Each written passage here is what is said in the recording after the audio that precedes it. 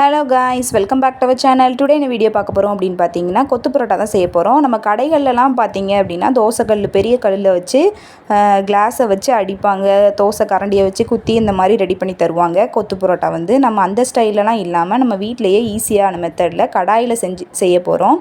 ரொம்பவே ஈஸியாக செஞ்சு முடிச்சிடலாம் இந்த கொத்து பரோட்டாவை. இனி கடைகளுக்கெலாம் போகணுன்னு அவசியமே இருக்காது. எப்படி செய்யலான்னு பார்க்கலாமா? இந்த கொத்து பரோட்டா செய்கிறதுக்கு ஒரு அகண்டமான பாத்திரமாக எடுத்துக்கோங்க. பாத்திரம் நல்லா சூடானதுக்கப்புறமா ஆயில் சேர்த்துக்கோங்க. ஆயில் நல்லா சூடாகட்டும். நான் வந்து இந்த கொத்து பரோட்டா வந்து ஒரு 5லேருந்து 6 பேருக்கு செய்கிற மாதிரி சாப்பிட்ற மாதிரி செய்ய போகிறேன். அதுக்காக நான் ஒரு 3 வெங்காயம், மீடியம் சைஸ் வெங்காயத்தை குட்டி குட்டியாக கட் பண்ணி சேர்த்துக்கிறேன். சேர்த்துட்டு நல்லா இந்த மாதிரி வதக்கிக்கோங்க. வெங்காயம் வந்து நல்லா வதங்கி வரணும். வெங்காயம் நல்லா வதங்கி வரட்டும். இப்போது இஞ்சி பூண்டு பேஸ்ட்டு சேர்த்துக்கலாம். 1 ஸ்பூன் சேர்த்துக்கோங்க இஞ்சி பூண்டு பேஸ்ட்டு. சின்ன ஸ்பூனாக இருந்துச்சுன்னா 2 ஸ்பூன் சேர்த்துக்கோங்க. சேர்த்துட்டு அதையும் நல்லா வதக்கிக்கலாம். இந்த இஞ்சி பூண்டு பேஸ்ட்டு சேர்க்கறதுனால நல்லா ஃப்ளேவரபுளாக இருக்கும். ஸோ அதனால் கொத்து பரோட்டாவுக்கு வந்து இஞ்சி பூண்டு பேஸ்ட்டு வீட்டில் செய்யும்போது நீங்கள் சேர்த்துக்கோங்க. சேர்த்துட்டு அதையும் நல்லா வதக்கிக்கலாம்.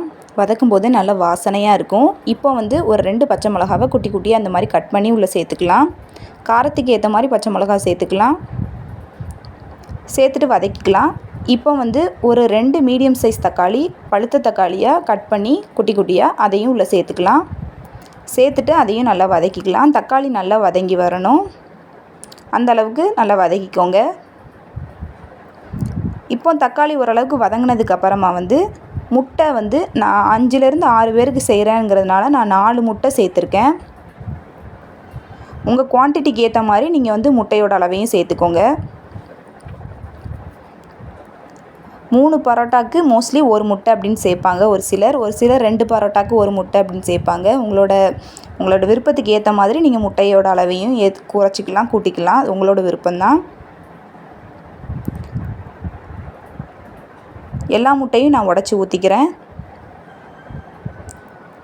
கரெக்டாக நான் 4 முட்டை உடச்சி ஊற்றிட்டேங்க. ஊற்றுனதுக்கப்புறமா எல்லாத்தையும் நல்லா கிண்டியே எடுக்க போகிறோம். தக்காளி, வெங்காயம், பச்சை மிளகா கூட நல்லா முட்டையை ஸ்க்ராம்பிள் பண்ணி எடுக்கணும். நம்ம நார்மலாக முட்டை பொரியலுக்கு வந்து எப்படி செய்வோம் அதே மாதிரி கிண்டணும். முட்டை நல்லா இந்த மாதிரி கிண்டினதுக்கு அப்புறமா வந்து நம்ம கரம் மசாலா எடுத்து வச்சுருந்ததை உள்ளே சேர்த்துக்கலாம். இதுக்கு பதிலாக நீங்கள் சிக்கன் மசாலா கூட சேர்த்துக்கலாம். நல்லா ஃப்ளேவரபுளாக வாசனையாக தான் இருக்கும் டேஸ்ட்டும். சேர்த்துட்டு எல்லாத்தையும் நல்லா இந்த மாதிரி வதக்கிக்கலாம். நல்லா வதங்கினதுக்கு அப்புறமா வந்து நான் வந்து கொத்து பரோட்டா வந்து ஆல்ரெடி போட்டு வச்சுருந்தேன். இந்த பரோட்டா ரெசிபி வந்து நம்மளோட சேனலில் ஆல்ரெடி நான் போஸ்ட் பண்ணியிருக்கேன். கண்டிப்பாக செக் பண்ணி பாருங்கள். நான் டிஸ்கிரிப்ஷன்லேயும் லிங்க் கொடுக்குறேன். இப்போ பரோட்டா எல்லாத்தையும் இந்த மாதிரி குட்டி குட்டியாக பிச்சு போட்டுக்கோங்க. நான் கொஞ்சம் பெருசாக பிச்சு போட்டுட்டேன். நீங்கள் வந்து உங்கள் சைஸ்க்கு ஏற்ற மாதிரி கொஞ்சம் சின்னதாகவே போடுங்க. அப்போ டேஸ்ட்டு இன்னும் நல்லாயிருக்கும். போட்டதுக்கப்புறமா எல்லாத்தையும் நல்லா பெரட்டி எடுக்கணும். இப்போ நான் ஆல்ரெடி செஞ்சு வச்சுருந்த சிக்கன் சால்னாவே உள்ளே சேர்த்துக்கிறேன். இந்த சிக்கன் சால்னா ரெசிபீஸ் ஆல்சோ நான் வந்து என்னோடய சேனலில் கொடுக்குறேன், டிஸ்கிரிப்ஷன்லேயும் கொடுக்குறேன், பாருங்கள் கண்டிப்பாக. எல்லாத்தையும் சேர்த்ததுக்கப்புறமா ஒரு வாட்டி கலந்து விட போகிறோம். கீழேருந்து மேலே, மேலேருந்து கீழே எல்லாத்தையும் நல்லா மிக்ஸ் பண்ணணும். எவ்வளோக்குள்ளே நம்ம மிக்ஸ் பண்ணுறோமோ அவ்வளோக்குள்ளே கொத்து பரோட்டா சாஃப்ட் அண்ட் ஸ்பைஸியாக இருக்கும். ஸோ நல்லா போட்டு மிக்ஸ் பண்ணிக்கோங்க. கீழேருந்து மேலே, மேலேருந்து கீழேன்னு சொல்லிவிட்டு. ஆனால் கை ரொம்ப வலிக்கும் தான் கிண்டிக்கிட்டே இருக்கிறதுனால ஒருத்தர் விட்டு ஒருத்தர் மாற்றி மாற்றி நல்லா கிண்டுங்க. இந்த மாதிரி நான் கிண்டுற மாதிரி நல்லா கலந்து விட்டுக்கணும். சால்னா பத்தலைன்னா கூட நீங்கள் கூட கொஞ்சம் எக்ஸ்ட்ரா சேர்த்துக்கோங்க. இப்போ கொஞ்சமாக உப்பு சேர்த்துக்கோங்க. தேவைன்னா சேர்த்துக்கோங்க. நான் ஆல்ரெடி சால்னாவிலையும் சேர்த்துருக்கேன், பரோட்டாவிலையும் சேர்த்துருக்கேன்.